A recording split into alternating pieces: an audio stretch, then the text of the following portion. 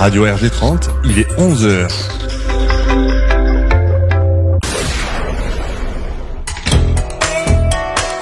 Rencontre avec.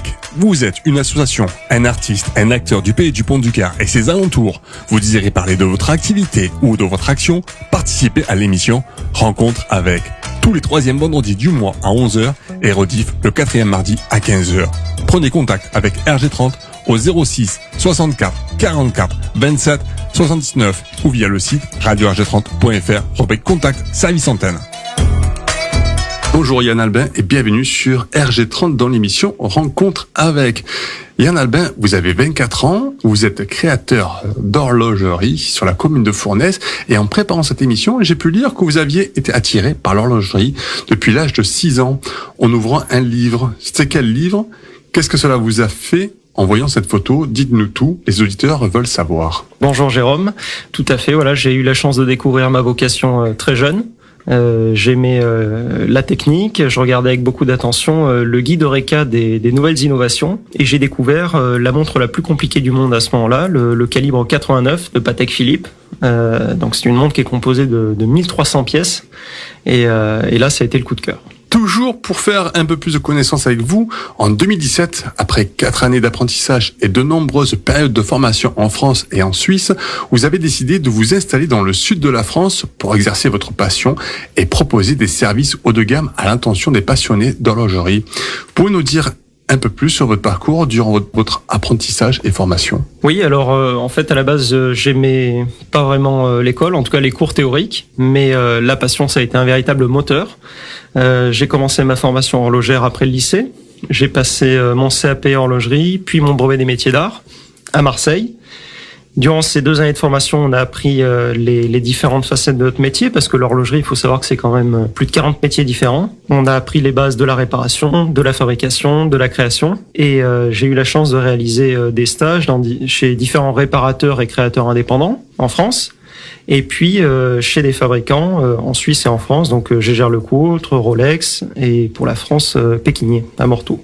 Ensuite, j'ai complété ces 2 diplômes avec une année à Paris, où la formation était vraiment axée sur le design, la conception et le prototypage. On va parler un peu plus de votre art, la création d'horlogerie. C'est quoi en quelques mots la création d'horlogerie? Alors en fait, voilà, j'avais envie de proposer quelque chose d'un petit peu différent. Quand on veut une belle montre, on n'a que l'embarras du choix. Il y a des marques pour tous les goûts et tous les budgets.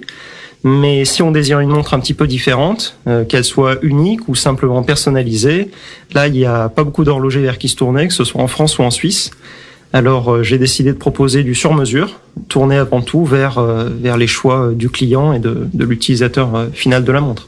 Au printemps 2018, vous faites votre première montre, la minimaliste. C'est quoi l'histoire de cette montre et pourquoi le nom minimaliste? Alors, pour cette première création, il s'agit avant tout d'une rencontre avec un collectionneur. Il ne trouvait pas son bonheur dans les collections des grandes marques, alors il m'a fait part de la montre de ses rêves.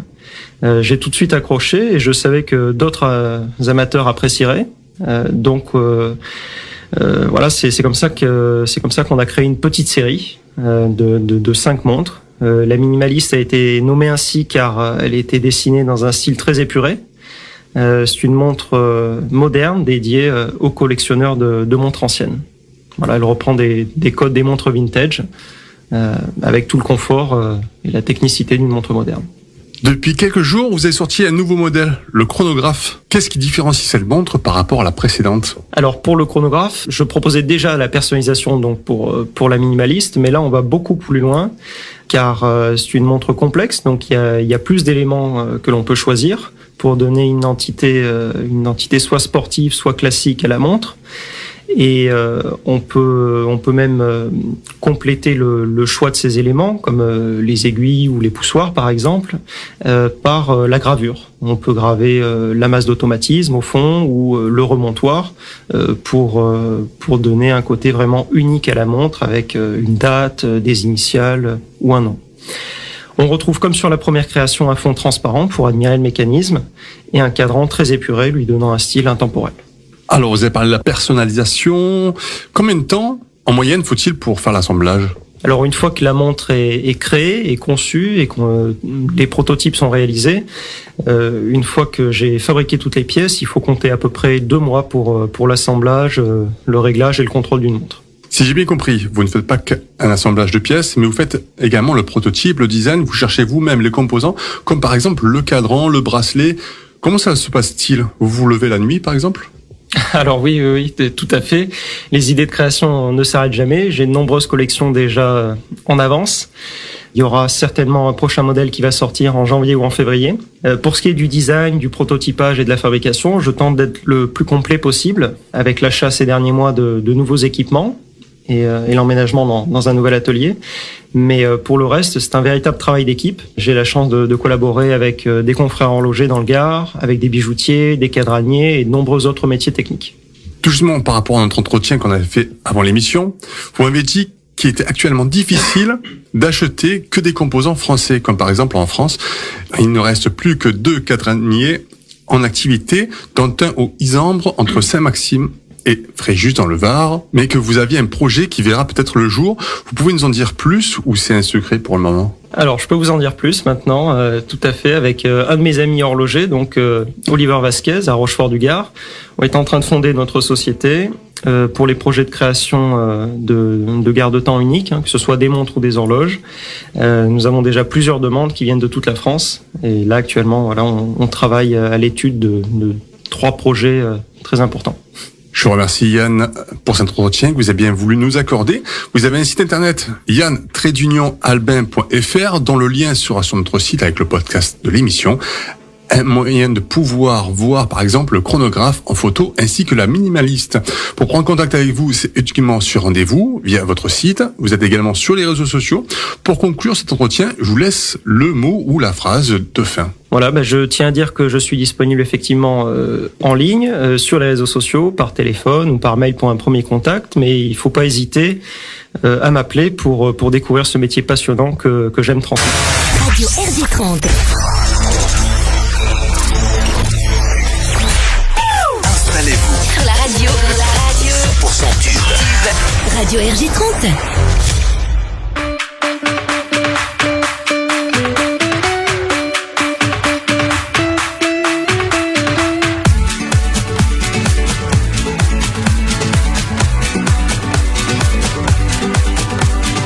When you look at me,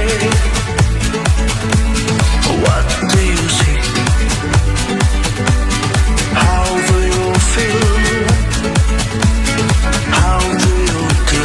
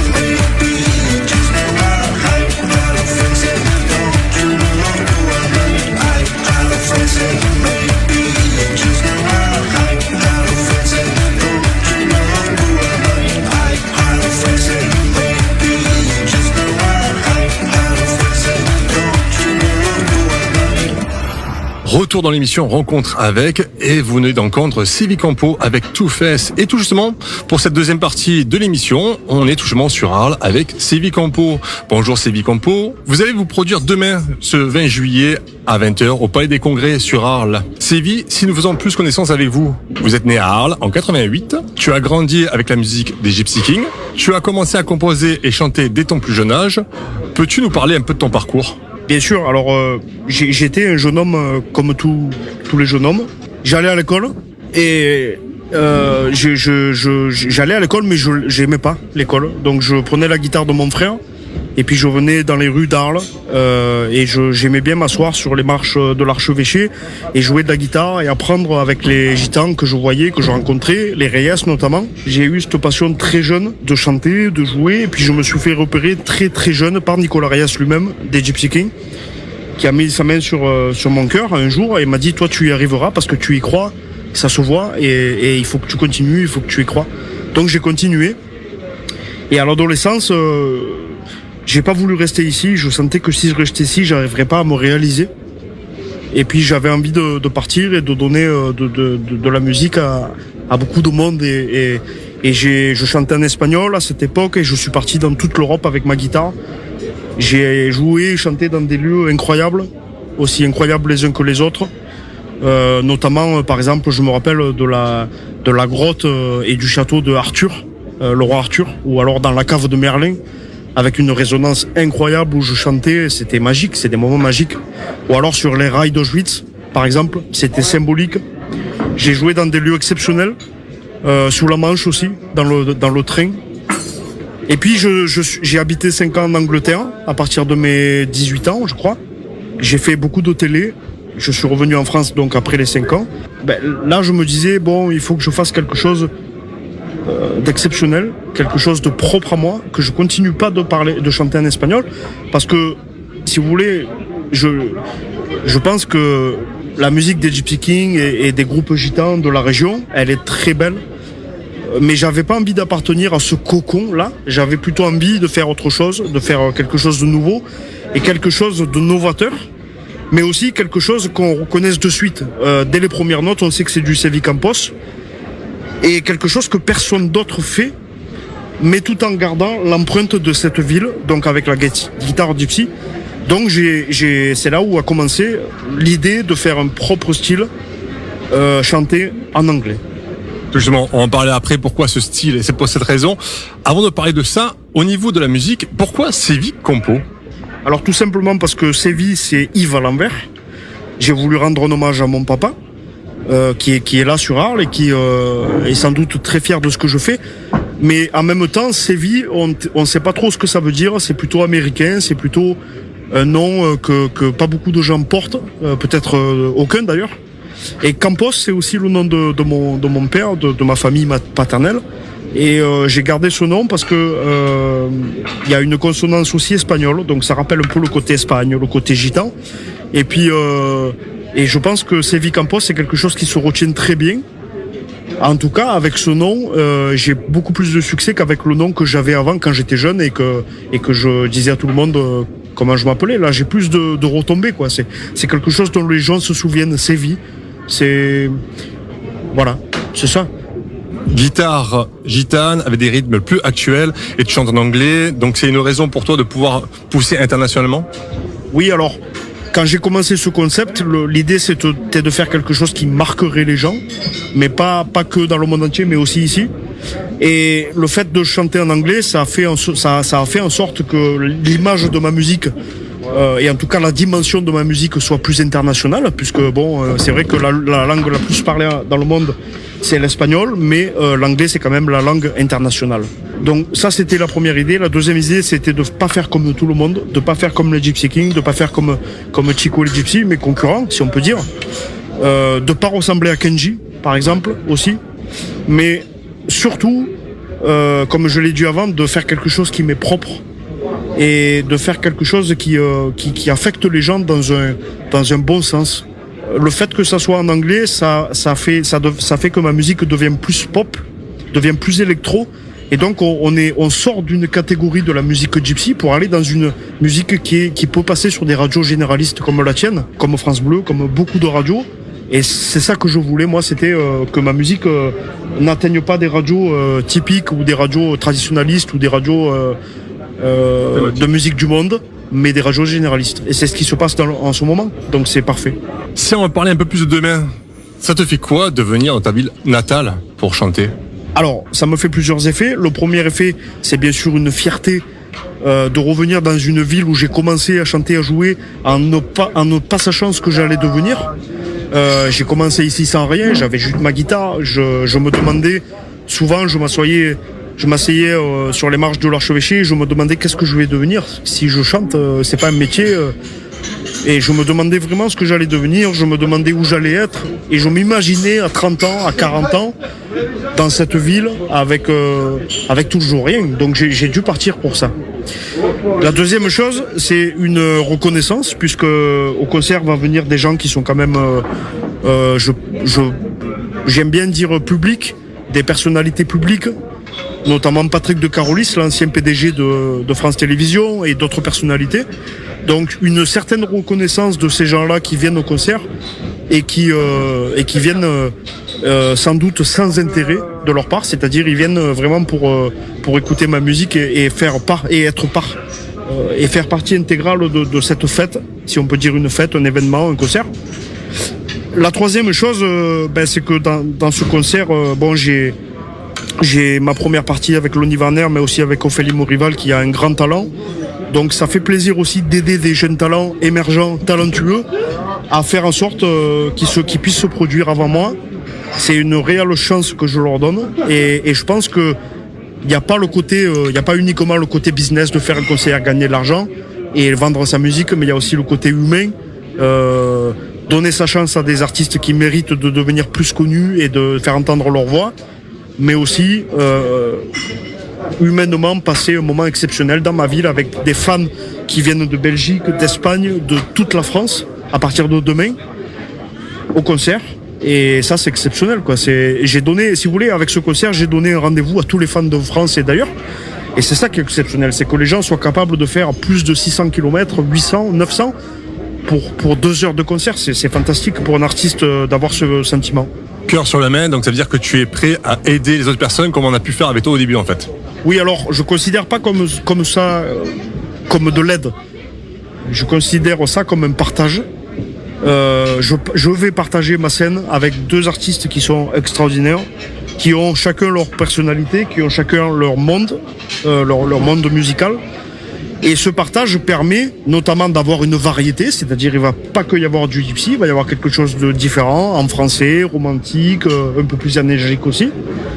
Et puis dans le côté humain, ça va permettre de faire en sorte que le public ne soit pas seulement un public qui vient pour la musique gypsy, mais un public qui vient aussi pour découvrir une première partie qui a vraiment envie de se faire connaître en France. Alors tout justement, on est toujours avec une des premières parties, c'est Ophélie Morival. Parlez-moi un peu de vous. Alors oui, je m'appelle Ophélie Morival, je suis chanteuse, auteure, compositeur. Et alors en ce moment, mon style, c'est plus la chanson française. Ce sera des chansons plutôt douces et romantiques, pour la plupart, même s'il y en a aussi des un peu plus rythmées. Ouais. Et voilà, je vais avoir cette grande joie, cet honneur de venir chanter à ce concert, qui va sûrement être un concert mais magique. Un petit mot en plus, le fait de chanter juste avant Séville. Je le remercie beaucoup parce que ça m'a vraiment touché, mais vraiment ça m'a été droit au cœur quand il m'a proposé de participer à cette première partie. Et vraiment, je le remercie de tout cœur. Il vous a posé la question de venir chanter en première partie de son concert. Vous l'avez appris comment ? Il me l'a dit directement. Je l'ai pris avec joie. J'étais surprise, mais très contente. Et je vous dis, ça m'a touchée, vraiment. Et j'étais vraiment ravie. Je me suis dit, ça, c'est vraiment quelque chose qui va être super. Non, j'étais très très contente, ravie. Je vous remercie. On va finir sur une phrase, un texte, ce que tu veux. Tu as la parole. Je te laisse libre avec le micro. Alors quand j'ai passé le brevet des collèges, non, c'était pas le brevet des collèges, c'était le bac blanc ou quelque chose comme ça. Enfin, en tout cas, c'était un examen de philosophie. Et la question, c'était est-ce que l'artiste fait l'art ou l'art fait l'artiste ? Et moi, c'est vrai que j'ai une mentalité d'artiste. J'ai plus cette mentalité que la mentalité de businessman.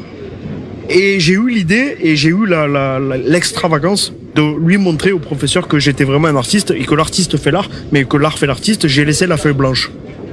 J'ai eu 20 sur 20. C'était la meilleure note de tout Arles. Et je peux vous dire que ce concert, il va être comme ça. Il va être quelque chose d'assez étonnant. Il y a des surprises.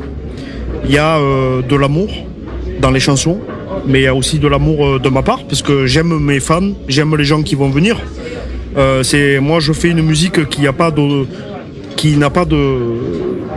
frontières, qui n'a pas de limite sociale. Les gens moins riches peuvent venir, les gens plus riches peuvent venir, les personnalités publiques, ceux qui sont inconnus. Aussi pour les langues, quelqu'un qui parle anglais, espagnol, chinois, tout le monde peut venir.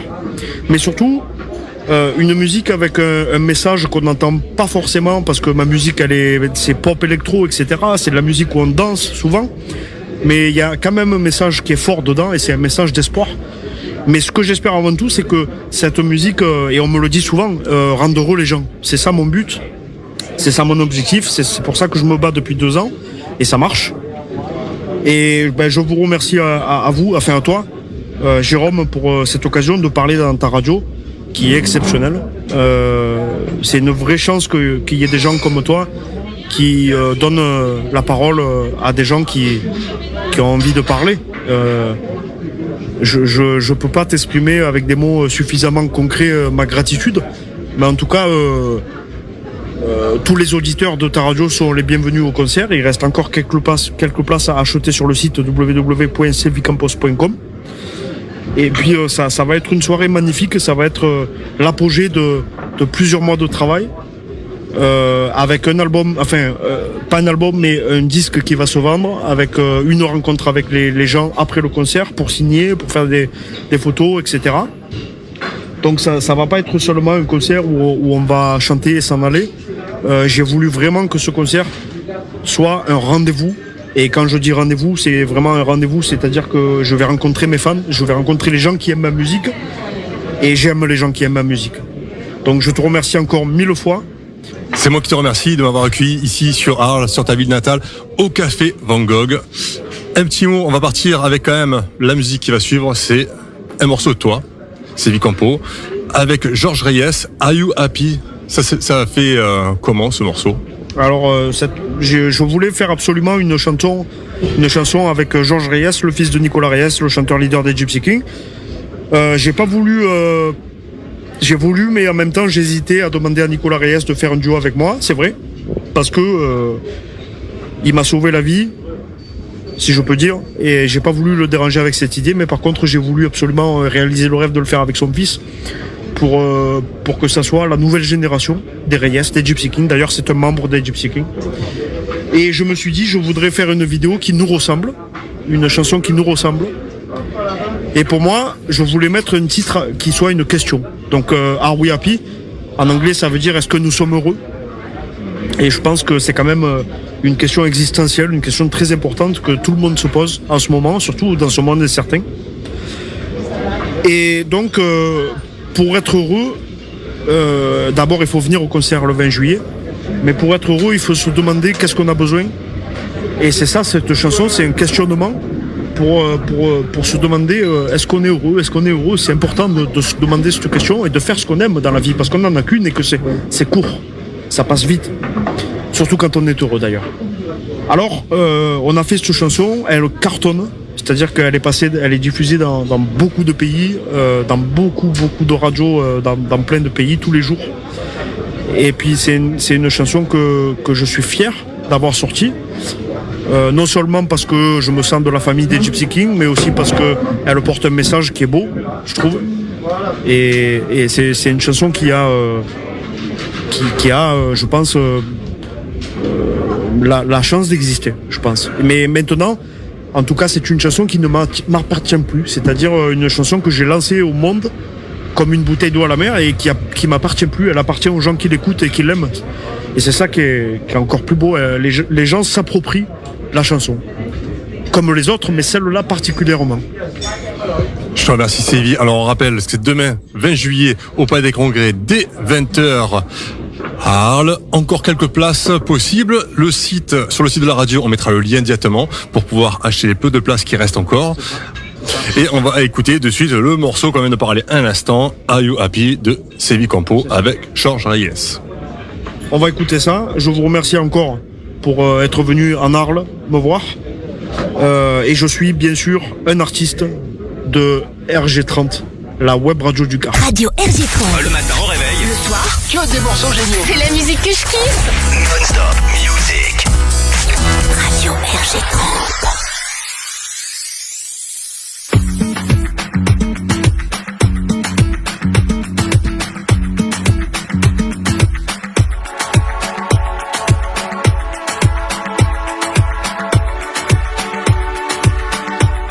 We all have a story. We gotta have to live. We're searching for something, but we don't want the same. We never wanna end up. We never think about it. We just know what we ever. Are we happy? Are we terrific? What do we need to be happy? Are we happy? Are we terrific? What do we wait to be happy?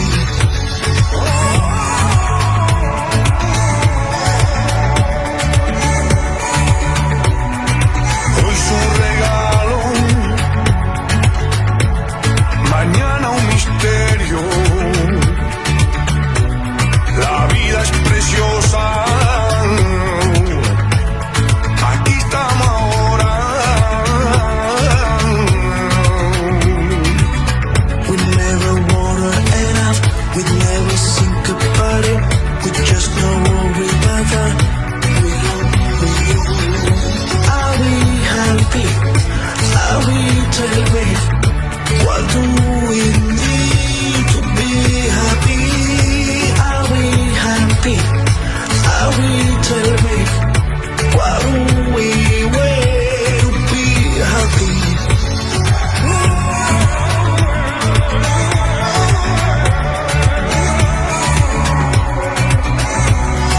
Ya somos los que queremos, es que tenemos ya tantos sueños. Lo que hacemos, lo viviremos. Todo lo que damos, ya lo tendremos, ya lo tendremos. We never wanna end up, we never think about it. We just know what we ever. Are we happy? Are we terrific? What do we need to be happy? Are we happy? Are we terrific? What do we wait to be happy? Are we happy? Are we terrific? What do we need to be happy? Are we happy? Are we terrific? What do we wait to be happy? Are we happy? Are we terrific? What do we need to be happy? Are we happy? Are we terrific? What do we wait to be happy?